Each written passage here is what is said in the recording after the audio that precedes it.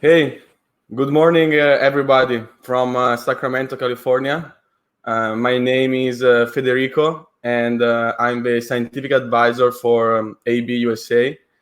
Today on the screen with me, there's the sales rep for Central Coast, Marisa.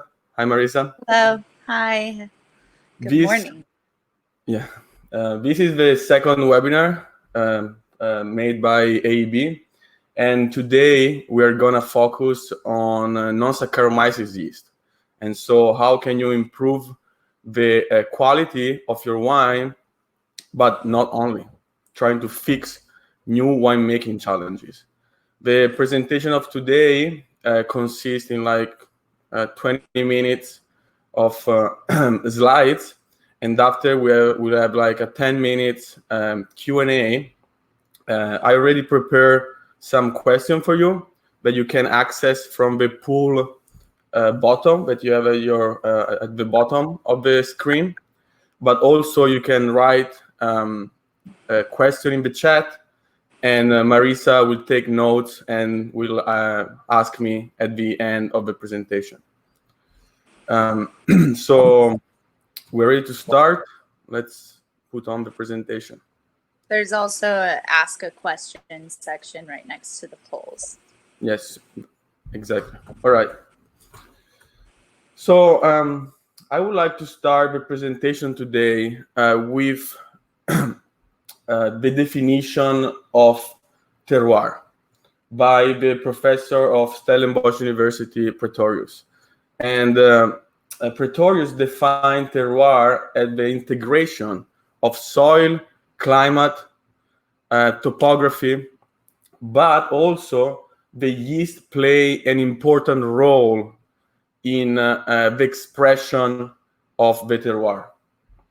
And the yeast play an important role because grape mast is not a sterile environment. During fermentation, a diversified yeast population is present in the wine, and this diversified population help increase your complexity and your terroir expression of the aromatic of the wine. However, when you do spontaneous fermentation, usually are less predictable and usually less reliable. This because the yeast population is different every year and for every vineyard, and because during the fermentation, the yeast have to deal with different stresses. At the beginning, you have the osmotic stress from the sugar, and after you have competition for nutrients, and at the end of fermentation, you have high ethanol concentration, which is toxic for the yeast cells. So for a spontaneous fermentation, it's always good to try to assess the risk, and it's very difficult to predict the outcome. So in the recent year, the university and industry research have different object that was like first monitor what's happening during this sequential succession of yeast during fermentation, evaluate the impact of each species, and using that information to try to improve the fermentation process and to try to develop new procedures for improving fermentation. So my introduction today will start with a question: where are these non-Saccharomyces yeasts coming from?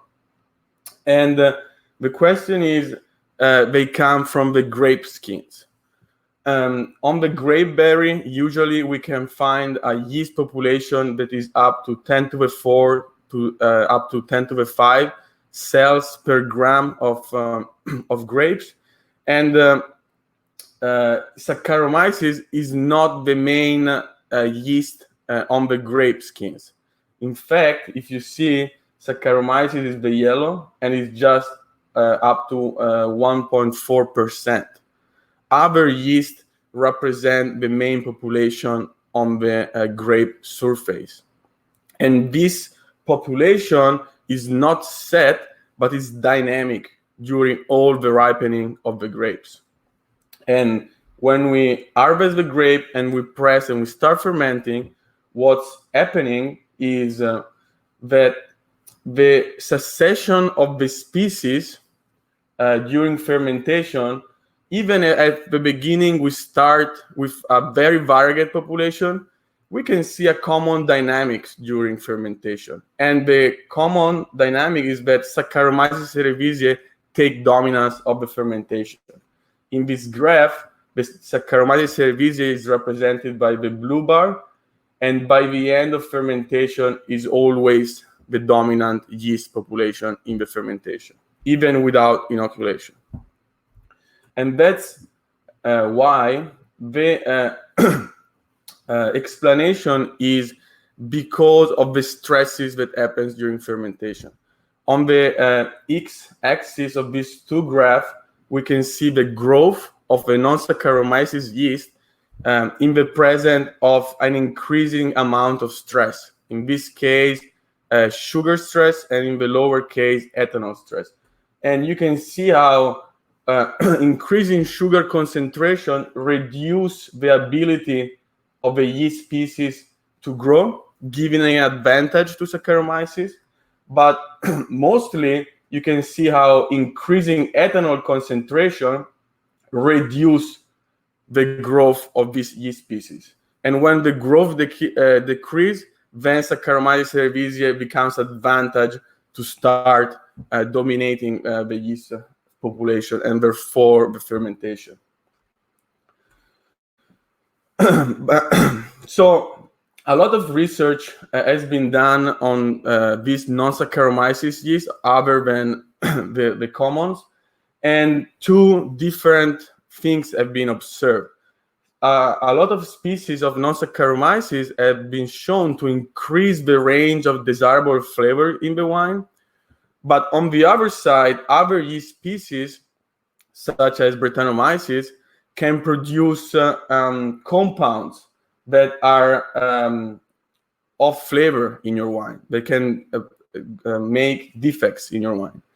So when you isolate new non-Saccharomyces species, you are always to test the positive enological characteristic. And the positive enological characteristics start with ethanol tolerance, because if the yeast is not able to survive in the wine, it's not gonna leave an imprint on the fermentation.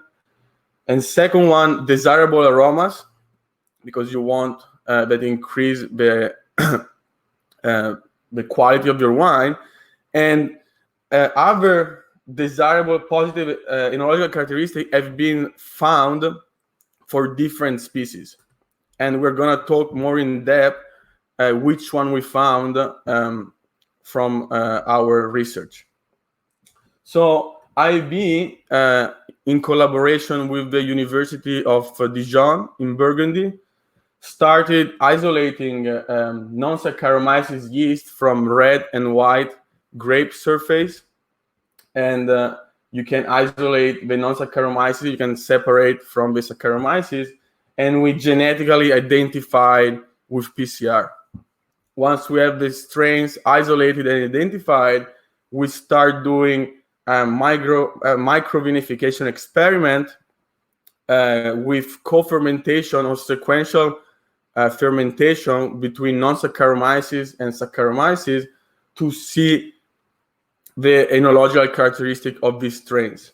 And from our research, we first isolate 1,000 different yeast strains that belong to 16 different species, and we found 3 different strains from 3 different species, which were very interesting for us to challenge the new winemaking problems that we have with climate change or customer preferences. So the first one I want to talk about is Primaflora. And Primaflora, as you've seen in the slide before, is belonging to the species Metsnicovia pulcherrima. Primaflora is application in winemaking could be what is called in bioprotection.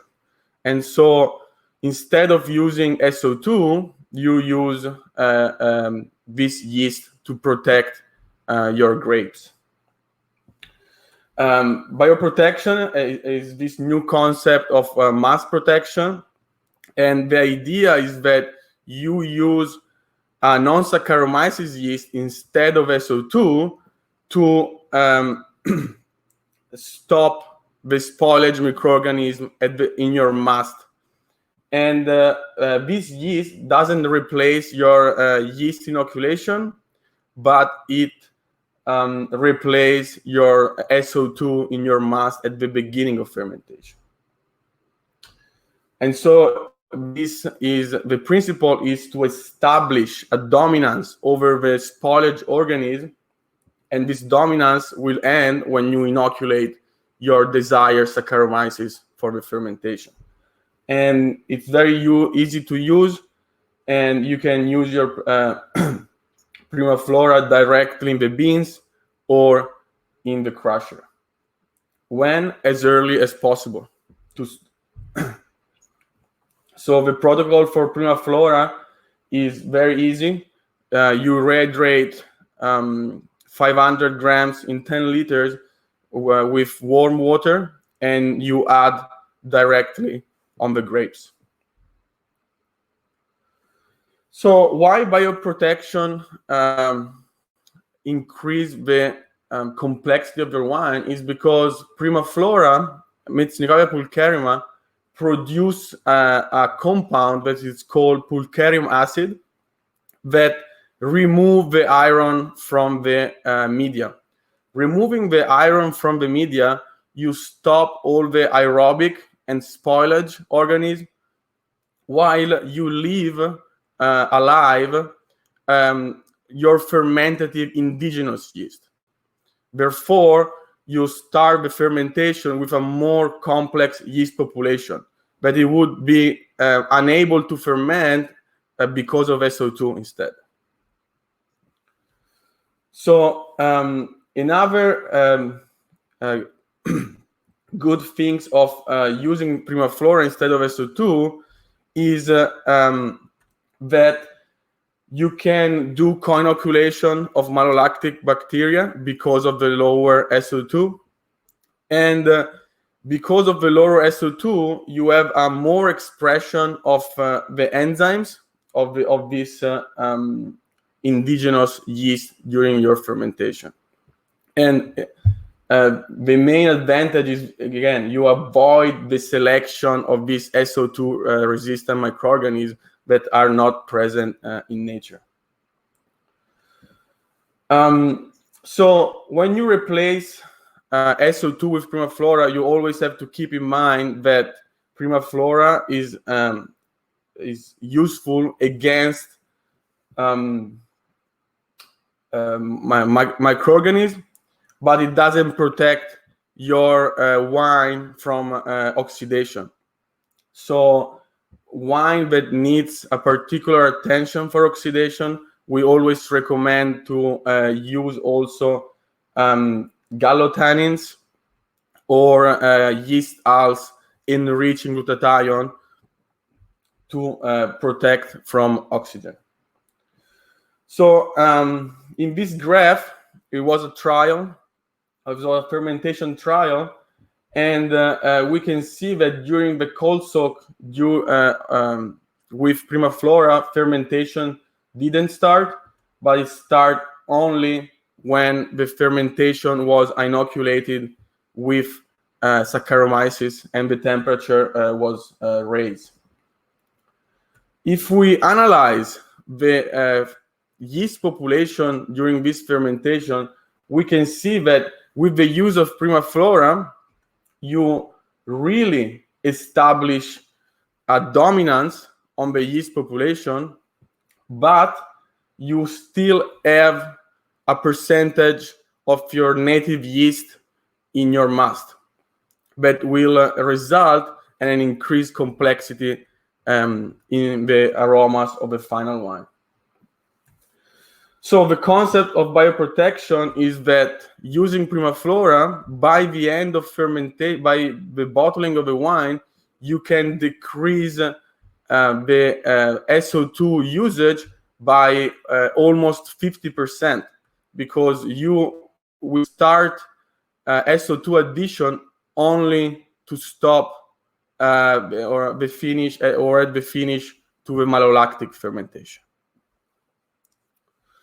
Another usage of this species that came out very in the last year is that when you use this species in sequential fermentation with Saccharomyces, they monitor a reduction in ethanol by 1.3% volume by volume. So inoculating Primaflora at the beginning of fermentation and waiting that this yeast ferment up to half of your fermentation can help you reduce the ethanol in your wine. When you use this technique as sequential fermentation, you always have to consider the ethanol tolerance of these yeast strains, that in the case of Primaflora is around 8% ethanol. Another interesting strain that we found is called Levulia alcolemico, and it belongs to the species Lachance thermotolerance. And this yeast is very interesting because it's a heterofermentative yeast that can lower the pH and the alcohol in your wine.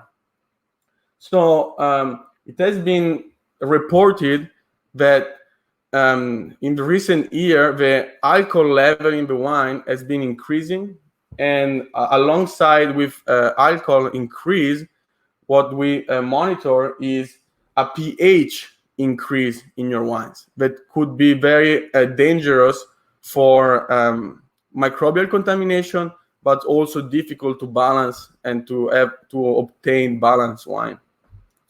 So the IB found in this yeast a biological solution to this problem. So fermenting with this yeast, you can soften the wine and improve sensory quality by the production of lactic acid.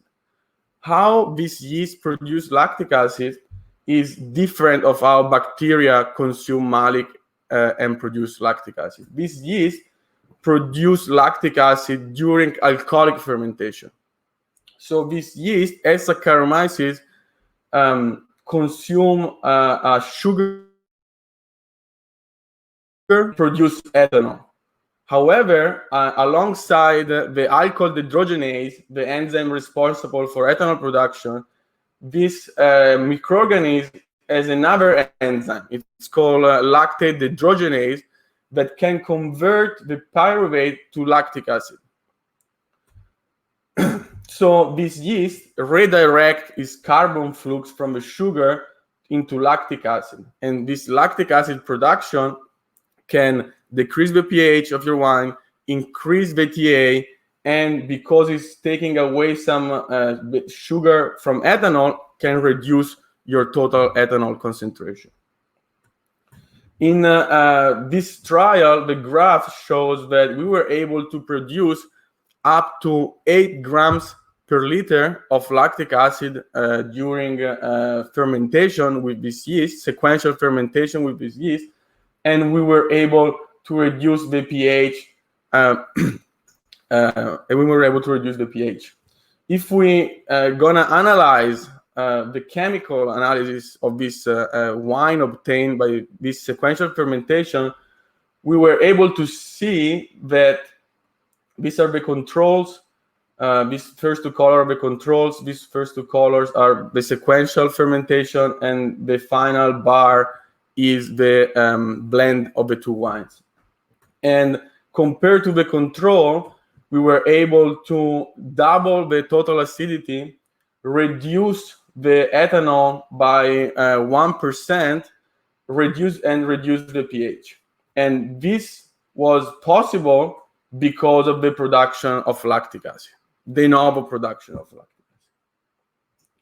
So we also did sensory analysis on these yeast strains, and we can see how is neutral, more neutral than Saccharomyces aromatically. But interestingly, the blend, so the blend is the yellow, the red is the Lachanza, the non-Saccharomyces, and the blue is the control. Interestingly, the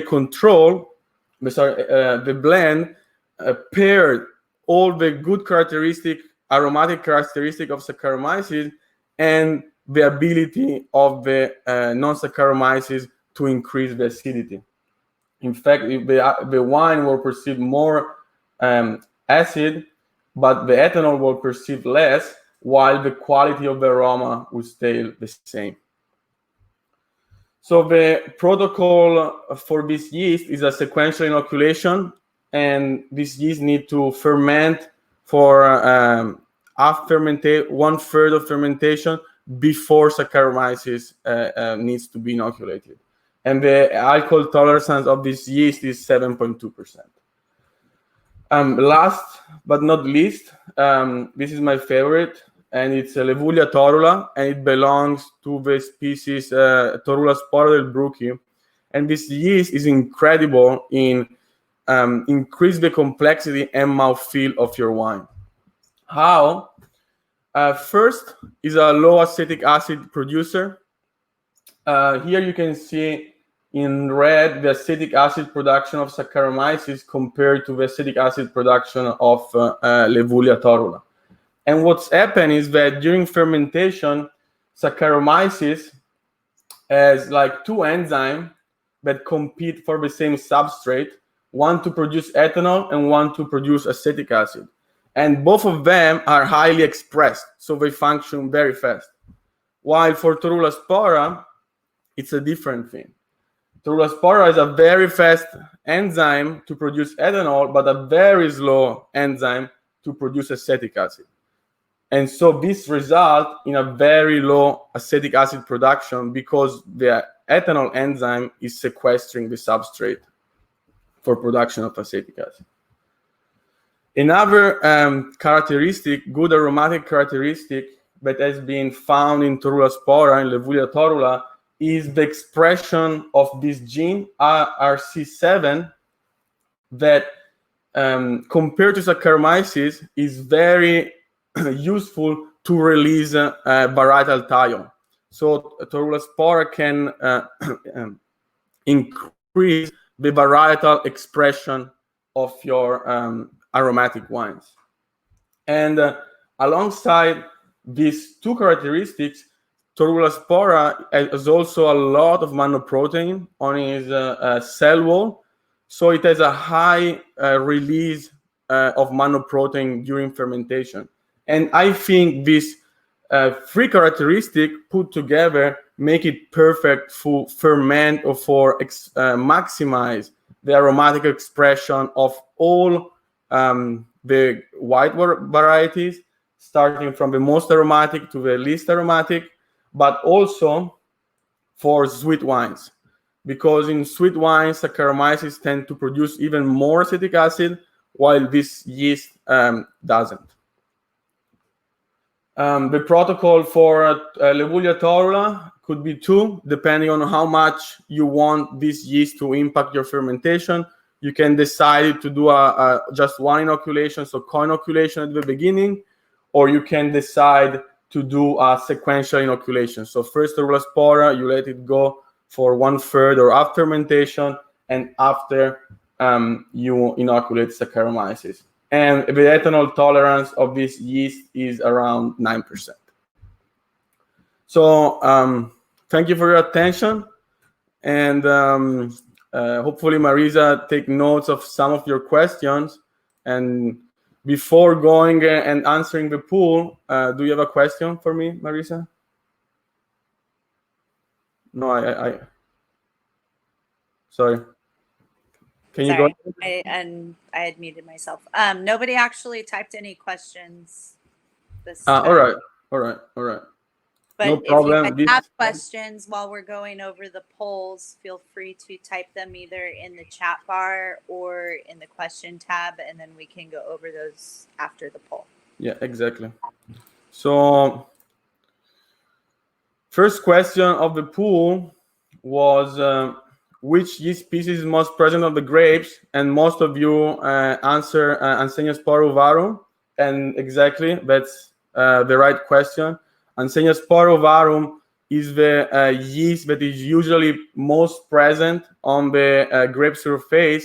However, in the same time, is a very aerobic yeast, and therefore it disappears very fast from your fermentation when fermentation started. Second question was which compound is produced by Primaflora for bioprotection? And yes, you answered correctly. The the answer to the question is pulcharium acid, and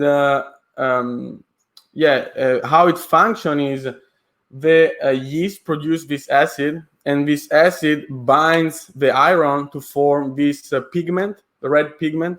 In fact, when you grow Metsnicobia on a petri dish, its colonies are red. It forms this red pigment that chelates the iron from your media.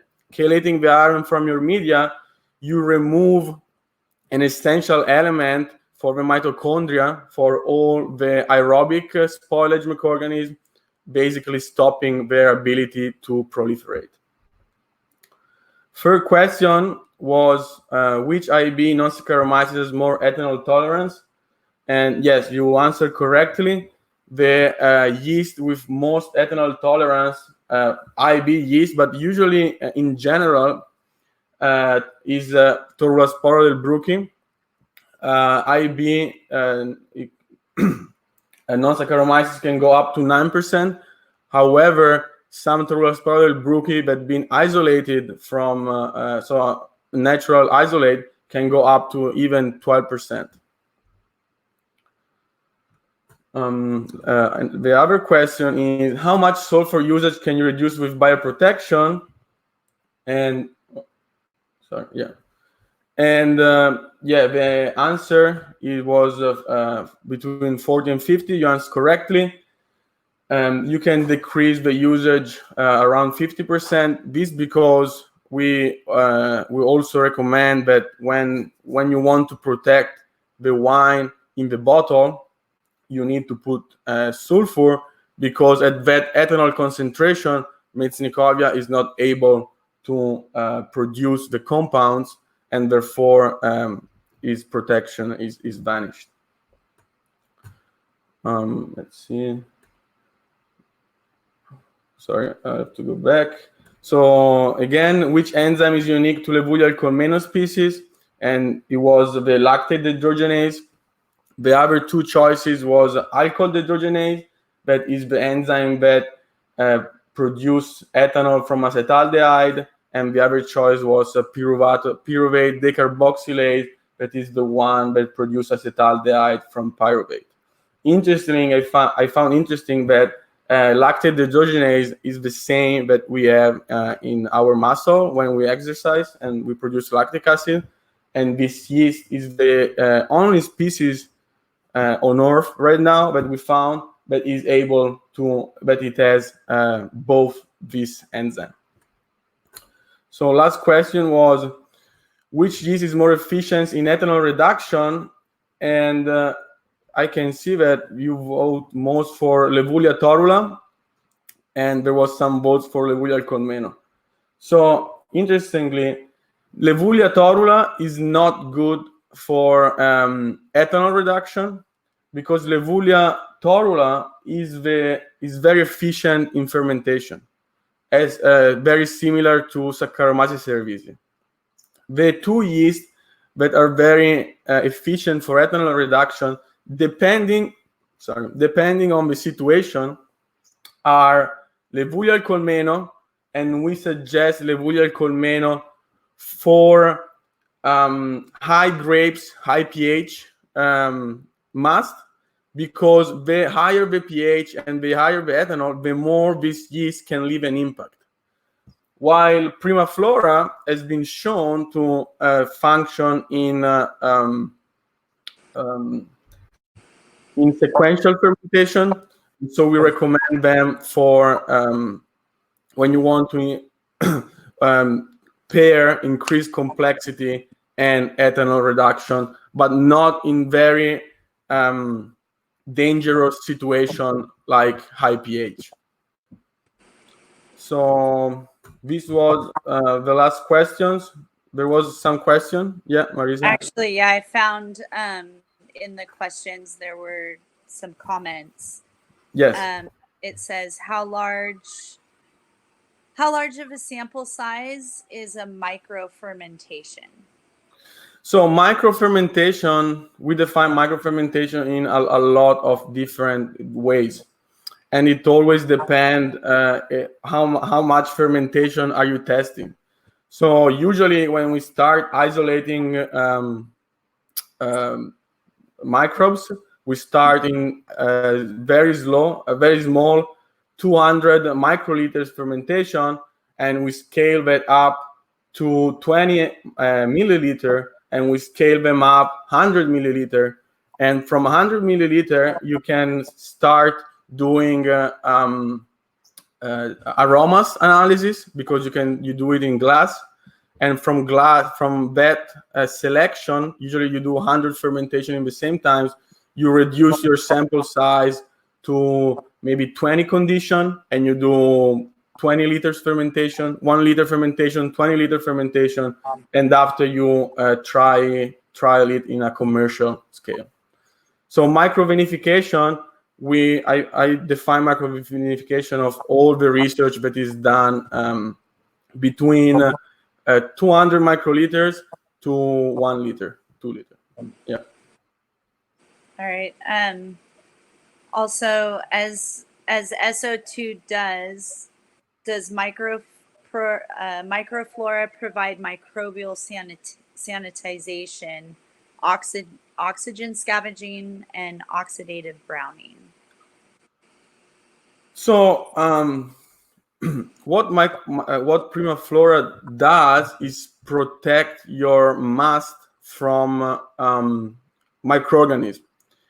And how it does is that you inoculate Primaflora, and Primaflora start producing biomass, dominating the population in the mast. Doing this, it reduces the dissolved oxygen for about 5 to 6 hours to 0. So there's no oxygen in your mast. So it helps protect you from oxygen side effect. However, to avoid and to stop browning from oxygen and enzyme related, we suggest the use of gallotannin, that are very useful to block botrytis enzymes and prevent oxygenation of the phenolic compounds. Okay. And then how do these tiny fermentations relate to real 2,000 liter fermentations? So you use this tiny fermentation to direct you in the selection of the yeast. You cannot do 1,000 different 2,000 liter fermentation, but what you can do is that you can do 1,000 200 microliter fermentation, and from 1,000, depending on the result that you do on the samples, you select for example 100 strain, and from that 100 you increase the volume. So the more the volume comes up, the more the selection of your strains and fermentation condition goes down, depending on which analysis. At the first, you just start with ethanol tolerance and fermentation performance, and the more you go up in volume, you start adding other desired characteristic. And for example, is you start ethanol, and after, when you go up, you start aromatic characteristic, and when you go up already in 2 liters, you start sensory, and when you go up in the scale, you can start playing around with different fermentation technique, sequential inoculation, co-inoculation, nutrients addition to boost the characteristic of this strain. All right, I think we're done today. No, one more question. Yeah, there's more. Yeah. There's two more questions that I have right now, actually. All right. How do you think the Lavulia would work with grapes with high acidity and also high pH? I have a Malbec that usually has this imbalance with the pH of 3.95 and a TA of 7 grams per liter, alcohol around 13%. What do you think would happen, and would you recommend it for these grapes? So what it can be done is with Lavulia is if you want to decrease your pH, but you have already a lot of TA, what you can do with Lavulia is that you don't ferment all of your wine with Lavulia.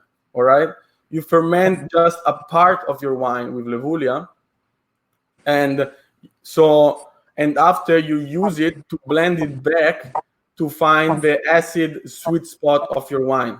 So you use Lavulia in a separate fermentation, and then you use that lactic acid reservoir to sweet spot the pH or the acid into your wine.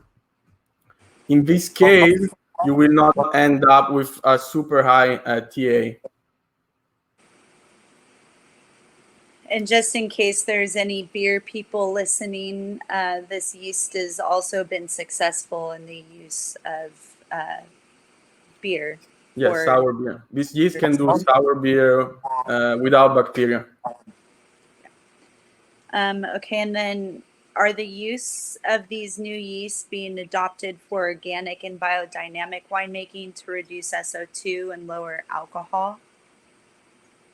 Yes, so IB work a lot to develop this yeast in an organic form, and so all IB yeast has not that compound that is E415, but sodium monoesterate that is protecting the outside, that is making the yeast non-organic. So IB work a lot to develop a new media to grow this yeast. To be labeled as organic, and compared to other yeast, they don't have this other compound, sodium monoesterate, so they can be used for organic and biodynamic winemaking. And with this, go for it. Oh no, I just want with this question. I think we can finish it here. No, we have more. All right. More questions. More. One more.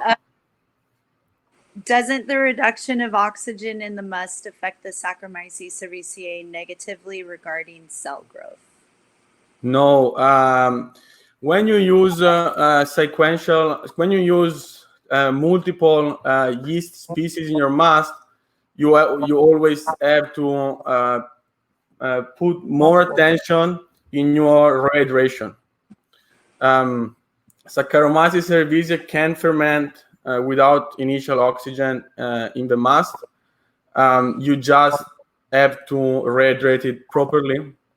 And again, like when you use multiple species during fermentation, you have to take a particular care of nutrition. When you do a sequential fermentation, you have to understand that the first yeast already eat almost a lot percentage of the nitrogen and could have depleted the vitamins and microelements from the grape must. So when you inoculate your Saccharomyces, you always have to rehydrate it properly. So use some rehydration nutrients that provide them with all the trace element, all the vitamin, and in case of oxygen, the problem are sterols, fatty acid. So if you rehydrate properly your yeast, you're not gonna have problem.